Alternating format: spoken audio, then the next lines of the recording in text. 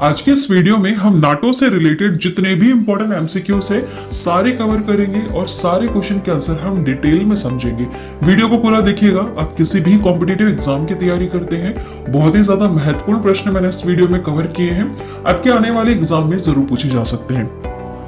शुरुआत करते हैं सबसे पहले प्रश्न से। वीडियो को लास्ट तक पूरा देखिएगा क्योंकि लास्ट में हम जितने भी इंपॉर्टेंट पॉइंट्स हैं नाटो से रिलेटेड सारी चीजें हम डिटेल में समझेंगे। ठीक है, तो चलिए शुरू करते हैं पहले प्रश्न से। पहला प्रश्न है, नाटो का पूर्ण रूप क्या है? इसका फुल फॉर्म क्या है? इसका फुल फॉर्म है नॉर्थ अटलांटिक ट्रीटी ऑर्गेनाइजेशन। इसका फुल फॉर्म क्या है? North Atlantic Treaty Organization. देखिए किस तरह के सवाल इससे रिलेटेड पूछे जा सकते हैं। पहले इन सवालों को हम कंप्लीट करेंगे, उसके बाद हम डिटेल में सारी चीजें समझेंगे। अगला सवाल है, नाटो की स्थापना कब हुई थी? बहुत ही महत्वपूर्ण सवाल है। जितने भी इंटरनेशनल ऑर्गेनाइजेशन होते हैं उनके ऊपर ये सवाल बहुत बार पूछे जा चुके हैं। ठीक है, तो सही उत्तर क्या होगा? सही उत्तर इसका ऑप्शन सी वाला सन 1949 में, सन 1949 में नाटो की स्थापना की गई थी। अगला सवाल है, नाटो का मुख्यालय कहाँ है? इसका मुख्यालय कहाँ है? तो सही उत्तर होगा ब्रुसेल्स में है। इसका मुख्यालय कहाँ है? ब्रुसेल्स में है नाटो का मुख्यालय। अगला सवाल देखिएगा। अगला सवाल है, वर्तमान में नाटो के सदस्य देशों की संख्या कितनी है? इसके मेंबर्स कितने हैं? तो सही जवाब होगा 30। कितने मेंबर्स है इसके? 30 इसके सदस्य संख्या है। ठीक है, नाटो के कितने मेंबर्स है? 30 देश इसके सदस्य संख्या है। अगला सवाल है, साल 2020 में नाटो में शामिल होने वाला सबसे नया मेंबर कौन सा है? नया मेंबर कौन सा है? सही उत्तर होगा इसका नॉर्थ मैसेडोनिया। नॉर्थ मैसेडोनिया यह साल 2020 में नाटो में शामिल हो गया था। देखिए वर्ष 2017 में मॉन्टेनेग्रो और साल 2020 में उत्तरी मैसेडोनिया को सदस्य देश के रूप में शामिल किया गया था नाटो में। ठीक है, ये दोनों चीजें याद रखिएगा, महत्वपूर्ण है। अगला सवाल है, वर्तमान में नाटो के महासचिव कौन है? बहुत ही ज्यादा महत्वपूर्ण सवाल। इसके महासचिव कौन है? तो सही जवाब होगा जेंस स्टोल्टेनबर्ग। इनका नाम है जेंस स्टोल्टेनबर्ग। वर्तमान में ये नाटो की महासचिव है। अगला सवाल देखिएगा, नाटो के सदस्य देशों में कितने यूरोपीय देश शामिल है? इसमें कितने यूरोपीय देश शामिल है? आपसे यह सवाल पूछा है, तो इसका सही उत्तर होगा देखिए 27। सही उत्तर क्या है इसका? 27। 27 यूरोपीय देश इसमें शामिल है। देखिए नाटो के सदस्य देशों में 2 उत्तरी अमेरिकी देश शामिल हैं और 27 यूरोपीय देश हैं और एक यूरेशियन देश इसमें शामिल है। ठीक है, ये याद रखिएगा, बहुत ही ज्यादा महत्वपूर्ण है। नाटो के सदस्य देशों में 2 उत्तरी अमेरिकी देश है, 27 यूरोपीय देश है और एक यूरेशियन देश इसमें शामिल है। अगला सवाल है, देखिए क्या यूक्रेन नाटो का सदस्य देश है? नहीं। सही उत्तर क्या होगा? नहीं, नहीं, यूक्रेन नाटो का सदस्य देश नहीं है। यूक्रेन एक नाटो भागीदार देश जरूर है, इसका जिसका अर्थ है कि वह भविष्य में नाटो में शामिल हो सकता है। देखिए डिटेल में समझते हैं एक्चुअली नाटो है क्या। देखिए किस तरह के सवाल पूछे जा सकते हैं एग्जाम में, वो हमने कवर कर लिए, लेकिन इसके बारे में डिटेल में समझना बहुत ही ज्यादा जरूरी है। एक्चुअली नाटो है क्या? ठीक है, ये महत्वपूर्ण है। यहां से आप पूरा लास्ट तक देखिएगा तो जितने क्वेश्चन अभी आपने कवर किए हैं वो आपको सारे याद रहेंगे। ठीक है, देखिए उत्तर अटलांटिक संधि संगठन, हिंदी में से हम क्या कहेंगे? उत्तर अटलांटिक संधि संगठन, नॉर्थ अटलांटिक ट्रीटी ऑर्गेनाइजेशन और नाटो उत्तरी अमेरिका और यूरोपीय देशों का एक सैन्य संगठन है। याद रखिएगा, ये उत्तरी अमेरिका और यूरोपीय देशों का एक सैन्य संगठन है। इसकी स्थापना सन 1949 में हुई थी। नाटो का उद्देश्य राजनीतिक और सैन्य माध्यमों से अपने सदस्यों की स्वतंत्रता और सुरक्षा की गारंटी देना है। सेकेंड वर्ल्ड वॉर के बाद बने संगठन का उस समय मुख्य उद्देश्य जो था वह था सोवियत संघ के बढ़ते दायरे को सीमित करना था। ठीक है, देखिए इसको हम थोड़ा सा अगर सिंपल सी लैंग्वेज में समझें तो इसमें क्या है, बहुत सारे देश इसमें शामिल हैं नाटो में। उत्तरी अमेरिका और जो यूरोपीय देश है इनके बीच में ये एक सैन्य संगठन है। इसका अर्थ यह हुआ कि जब भी उत्तरी अमेरिका के देशों पे या फिर यूरोपीय देशों पे बाहर वाले देश अगर जब भी आक्रमण करेंगे तो ये जितने भी 30 देश जो इस नाटो में शामिल है ये सारे देश मिलकर के अपनी सेना उस देश में भेजेंगे जहां पर आक्रमण हो रहा है, जिस नाटो सदस्य के ऊपर आक्रमण हो रहा है वहां पर अपनी सेना भेजेंगे और उसकी रक्षा करेंगे। मतलब आप समझ गए, बहुत सारे मान लीजिए 30 देश है, ठीक है, 30 देश में से किसी एक देश के ऊपर इसके ऊपर आक्रमण किया किसी बाहरी देश वाले ने, ठीक है, जो नाटो का सदस्य नहीं है, तो ऐसे में जितने भी ये नाटो देश के मेंबर्स हैं, ये सारे मिलकर अपनी सेना को यहां भेज देंगे और इस देश की मदद करेंगे, ठीक है। तो नाटो क्यों बनाया गया? ताकि एक दूसरे की मदद कर सके, ठीक है। देखिए, नाटो जब बना तो America, Britain, Belgium, Canada, Denmark, France, Iceland, Italy और लक्समबर्ग और नीदरलैंड, नॉर्वे और पुर्तगाल इसके 12 संस्थापक सदस्य थे, ठीक है। शुरू में कितने थे? सिर्फ 12 इसके संस्थापक सदस्य थे। वर्तमान में कितने हैं? वर्तमान में इसके सदस्य कितने हैं? नाटो कंट्रीज कितनी है? 30। कितने हैं? 30। नॉर्थ मैसेडोनिया साल 2020 में इसमें शामिल होने वाला सबसे नया मेंबर है, ठीक है। जितने प्रश्न अभी हमने ऊपर किए हैं उसमें देखिएगा आप 2-3 प्रश्न यहाँ पर कवर हो गए। जैसे इसकी स्थापना हुई थी सन 1949 में। शुरू में इसके कितने संस्थापक थे? तो 12 थे। वर्तमान में कितने हैं इसके सदस्य? 30 हैं। और साल 2020 में नया मेंबर कौन सा ऐड हुआ है? नॉर्थ मैसेडोनिया, ठीक है। सिंपल सा है, नाटो क्या है? एक तरह का ऑर्गेनाइजेशन है। इसे क्यों बनाया गया?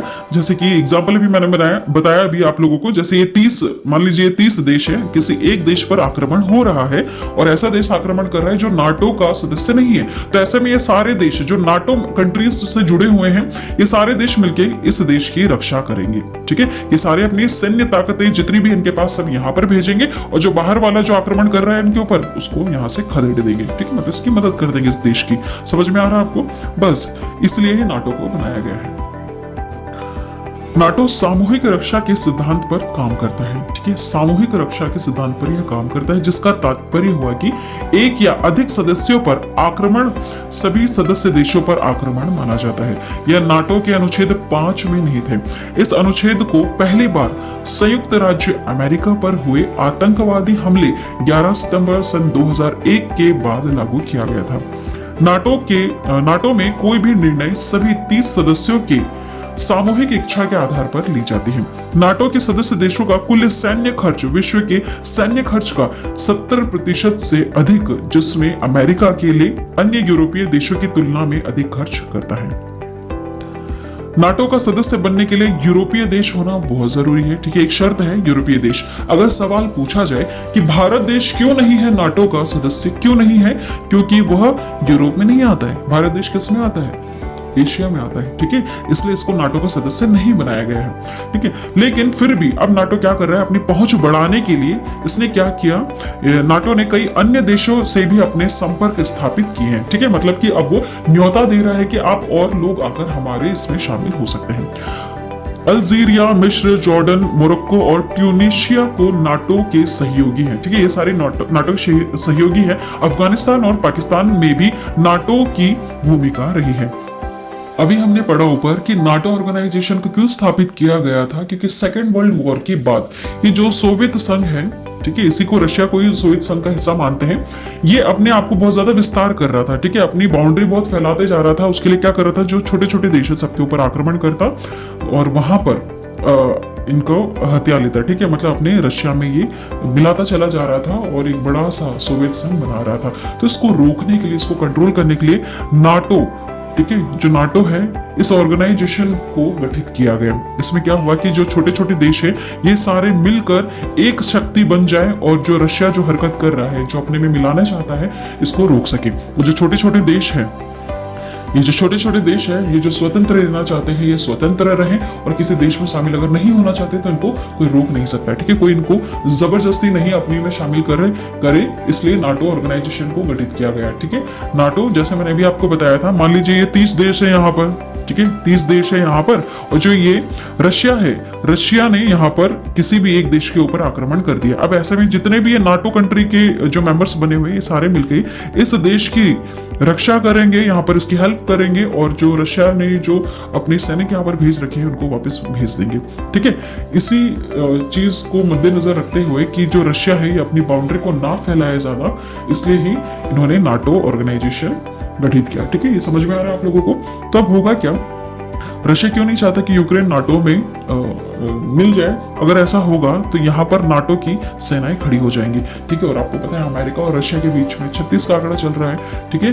तो जो नाटो की जो सेनाएं हैं, एक्चुअली ये अमेरिका के ज्यादा कहने पर चल रहा है, ठीक है। तो रशिया को ऐसा लगता है कि जो छोटे छोटे देश हैं, काफी सारे देश जो रशिया के आसपास आते हैं ये नाटो में जुड़े हुए हैं। तो रशिया को ये लगता है कि अगर ये सारे मेंबर्स धीरे धीरे अगर नाटो में जुड़ जाएंगे तो मैं कहीं ना कहीं चारों तरफ से या फिर तीन तरफ से जितनी भी बाउंड्री है वहां से मैं दुश्मन से घिर जाऊंगा। ठीक है, इसलिए रशिया बिल्कुल नहीं चाहता कि यूक्रेन नाटो में शामिल हो। ठीक है, देखिए और इसको डिटेल में समझते हैं। यूक्रेन के नाटो में शामिल होने को लेकर लंबे समय से चर्चा चल रही है। यूक्रेन ने नाटो में शामिल होने को लेकर अभी तक कोई अंतिम फैसला लिया ही नहीं है, पहली बात। ठीक है, बस चर्चा चल रही है और चर्चा से ही इतना ज्यादा नाराज हो गया रूस। ठीक है, देखिए यदि यूक्रेन नाटो में शामिल होता है तो मौजूदा स्थिति के अनुसार नाटो की जो सेनाएं हैं यह यूक्रेन की सीमाओं पर स्थायी मौजूदगी हो जाएगी इसकी। ठीक है, वहीं रूस नहीं चाहता कि यूक्रेन नाटो में शामिल हो। क्यों नहीं चाहता समझ में आपको? क्योंकि रूस को यह लगेगा कि मुझे घेर लिया है दुश्मनों ने, बस यही नहीं वो चाहता और यूक्रेन पर वो हमला कर रहा है। एस्टोनिया और लातविया नाटो के सदस्य हैं। ये दोनों जो देश है ये पहले सोवियत संघ का हिस्सा हुआ करते थे। ठीक है, सोवियत संघ को आप रशिया कह सकते हो अभी। ठीक है, क्योंकि सोवियत संघ एक्चुअली में बहुत बड़ा था, धीरे धीरे इसका विघटन होता चला गया, ये कम होता चला गया धीरे धीरे, और अब ये देखने में सिर्फ हमें रशिया दिखता है। ठीक है, मतलब पहले बहुत बड़ा था। सोवियत संघ क्या कर रहा था, बहुत सारे देशों को अपने में मिला रहा था, वहां पर फाइट करता और उनको अपने में मिलाता चलता। बस इसको रोकने के लिए ही नाटो ऑर्गेनाइजेशन गठित किया गया था। ठीक है, कि ऐसी हरकत ना करे, जो देश स्वतंत्र रहना चाहते हैं उसको स्वतंत्र रहने दीजिए, आप अपने आप में ना मिलाए। ठीक है, यूक्रेन का नाटो का हिस्सा बनने की सूरत में रूस हर तरफ से अपने दुश्मन देशों से घिर सकता है। ठीक है, ऐसे में रूस नहीं चाहता कि नाटो का विस्तार हो। रूस चाहता है कि सन 1997 के बाद जो भी देश नाटो में शामिल हुए हैं वहां से सैन्य संगठन अपनी सेनाओं और सैन्य उपकरणों को हटा ले। यदि ऐसा हुआ तो इसके दायरे में नाटो के करीब आधे देश आ जाएंगे। ठीक है, रूस क्या चाहता है, देखिए रूस की मांग देखिए। रूस जो घिरा इतना जो बड़ी इसकी जो बाउंड्री है, इसमें ऐसे इसके कोने कोने पे ऐसे बहुत सारे देश हैं जो नाटो के सदस्य हैं।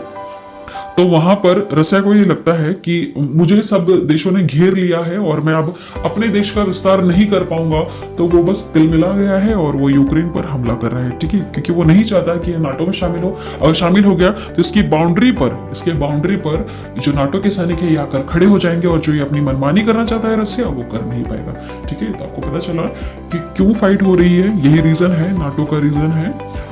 और जितने भी इंपॉर्टेंट पॉइंट थे सारे मैंने इस वीडियो में कवर करवा दिए। बहुत ही महत्वपूर्ण जो सवाल यहाँ से बन सकते हैं, जितने भी इंपॉर्टेंट एमसीक्यूज है सारे मैंने कवर करवा दिए। वीडियो पसंद आती है तो वीडियो को लाइक करें, शेयर करें और हमारे इस चैनल को जरूर सब्सक्राइब कर दें। Thank you.